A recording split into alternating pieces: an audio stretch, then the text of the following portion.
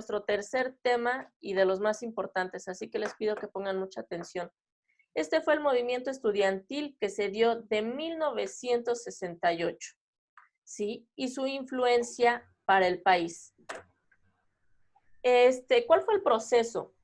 En julio de 1968, pues se dieron diversas manifestaciones al régimen autoritario del aquel entonces presidente y, por cierto, poblano, Gustavo Díaz Ordaz, quienes pedían se respetara pues la autonomía universitaria. Es decir, cuando hablamos de autonomía es que ellos mismos se regulan, no hay un organismo que los pueda regular, ¿sí? Entonces, ellos pedían que se respetara eso. Me suena tan familiar a lo que estamos actualmente viviendo. Ahorita las dudas al final, ¿va, Renato?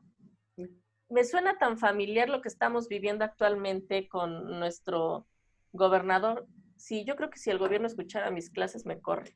Pero bueno, precisamente el gobernador actualmente emitió una ley, haciendo un paréntesis, tiene poco, el 18 de mayo, acaban de aprobar una ley en la que, si bien no es cierto, es mentira que van a expropiar a las escuelas particulares, pues sí están violando derechos de los dueños de las instituciones particulares.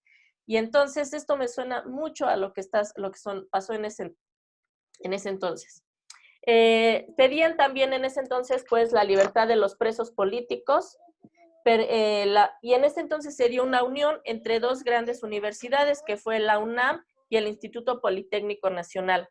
A esto se le sumaron centros educativos de la Ciudad de México, se le sumaron asociaciones magisteriales que ya traían los conflictos de los cuales habíamos hablado en la diapositiva anterior, se le sumaron los sindicatos que habían sido reprimidos, se le sumaron amas de casa, obreros y profesionistas de todo tipo.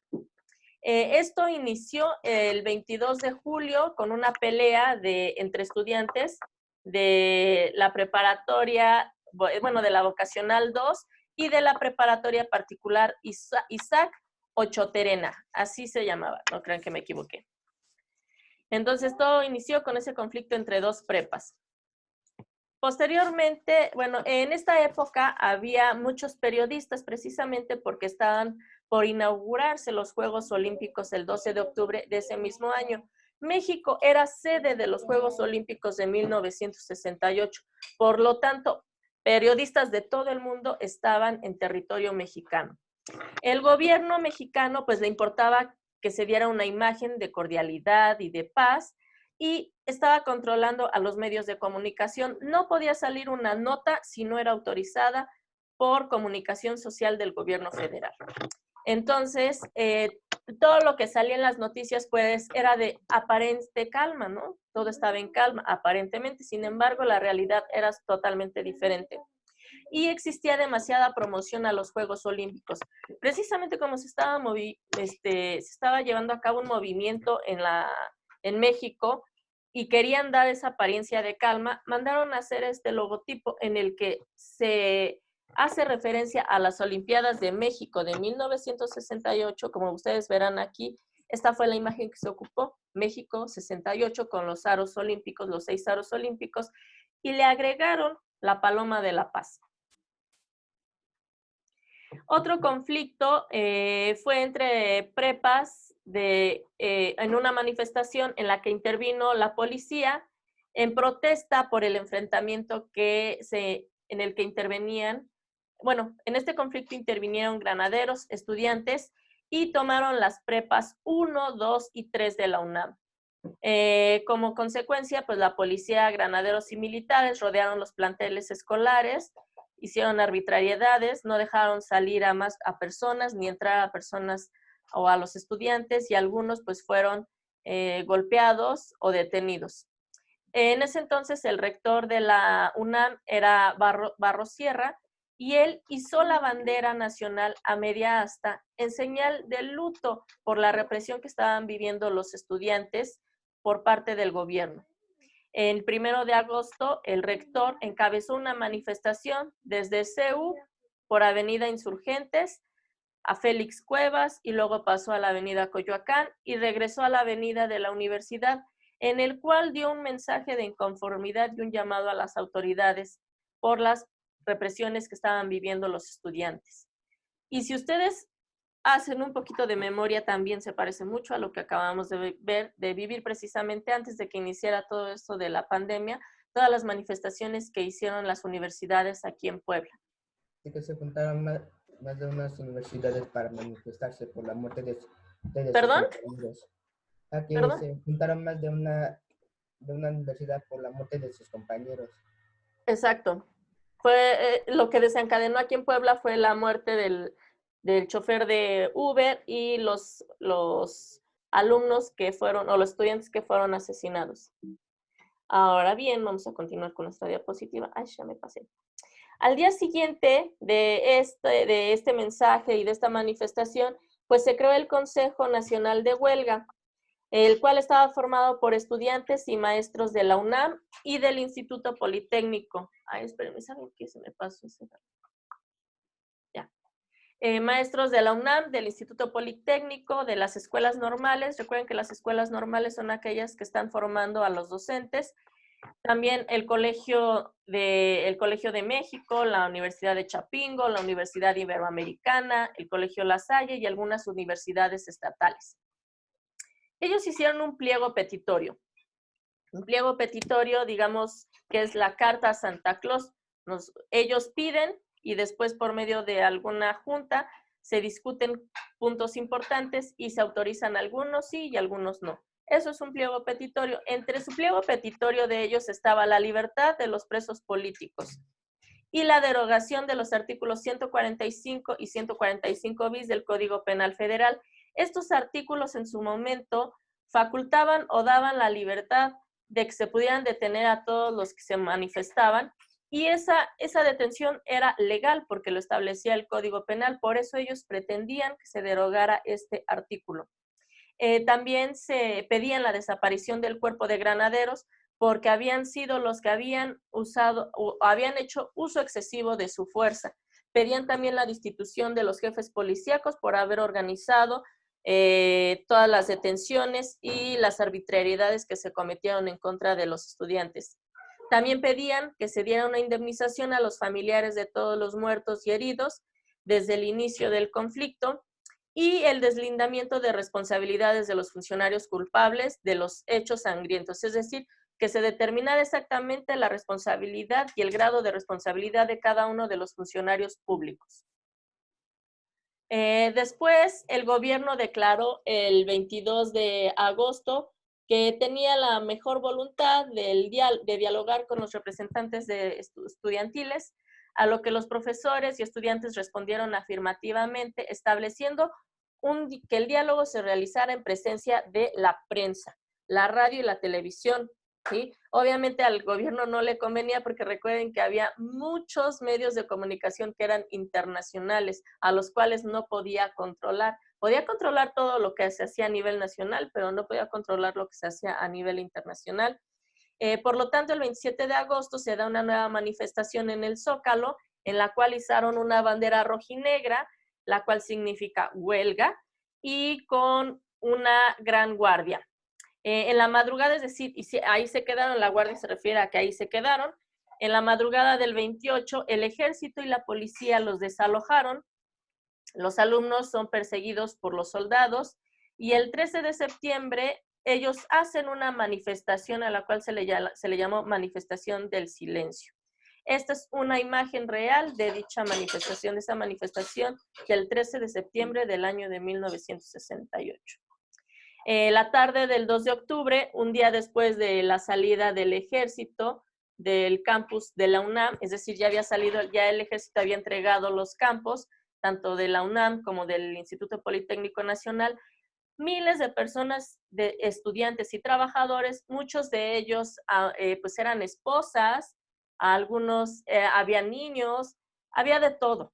Se reunieron en la Plaza de las Tres Culturas en Tlatelolco.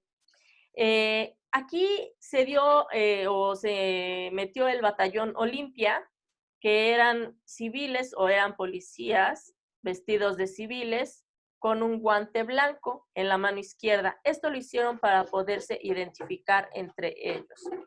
Se tomaron dirección al edificio Chihuahua y donde estaban los oradores de la manifestación y los periodistas.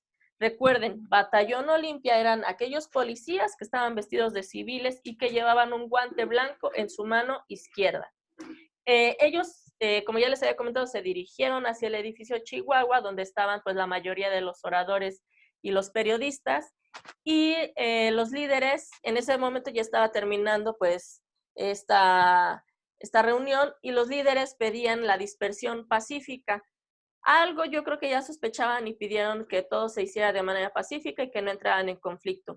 Pero los hombres de guante blanco hicieron que los oradores se tiraran al suelo, y en ese momento empiezan a aparecer luces de bengala como señal, y por tanto se abre fuego contra todos los manifestantes y hacen creer que los estudiantes eran los que estaban los agresores.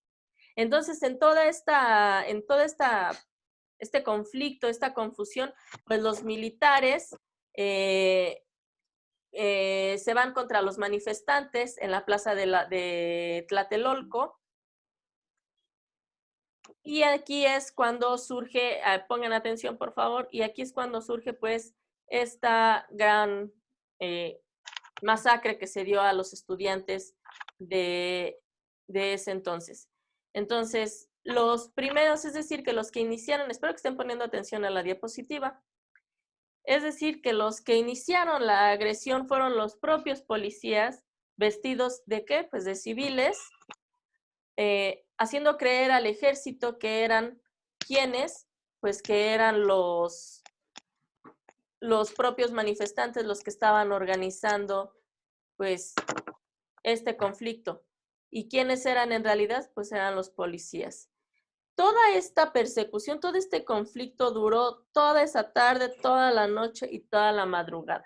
Y ahorita vamos a ver más adelante cómo es que surgió o cómo es que vivieron toda. De hecho, hay una película, voy a regresarme, les voy a dar chance. Hay una película que, bueno, algunos, si son muy sensibles, no la vean. Hay una película que se llama Rojo Amanecer, está en Claro Video, ya está remasterizada. También está en YouTube, no está en Netflix. Es una película un tanto antigua, pero habla o narra la historia de una familia que estuvo en esa época y todo lo que sufrieron y cómo fueron asesinados los estudiantes. Entonces, si son muy sensibles, no la vean, es solo una sugerencia.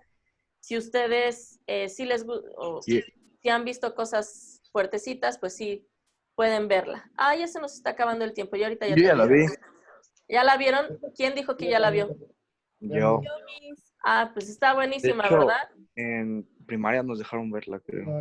Ah, desde primaria, qué bueno. Bueno, déjenme apuro a mi presentación y ya terminamos, porque de hecho ya se nos está acabando el tiempo. Ok, pues los manifestantes, al ver todo esto, pues se ocultaron en los edificios aledaños, pero los policías y militares, granaderos también, irrumpen sin orden legal. Recuerden que para que interrumpan en tu casa, en tu coche, pues deben de tener un orden legal, es decir, una orden de cateo.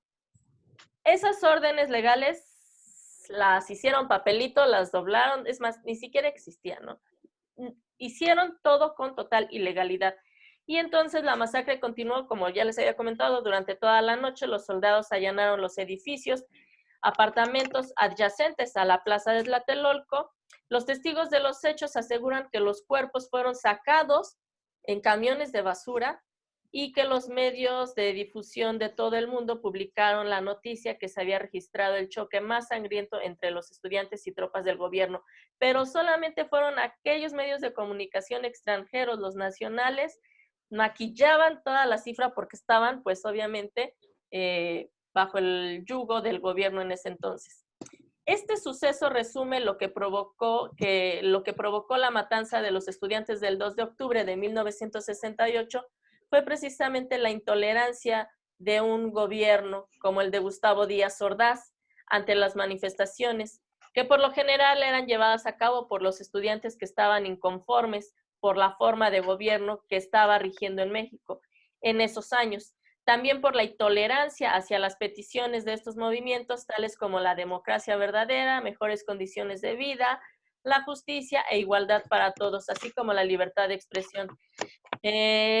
Aquí está el otro personaje al cual se le atribuye que él fue el que dio la orden, aunque pues en realidad al que se le siguió después un juicio que ya no pudo concluir fue Gustavo Díaz Ordaz por el delito de genocidio.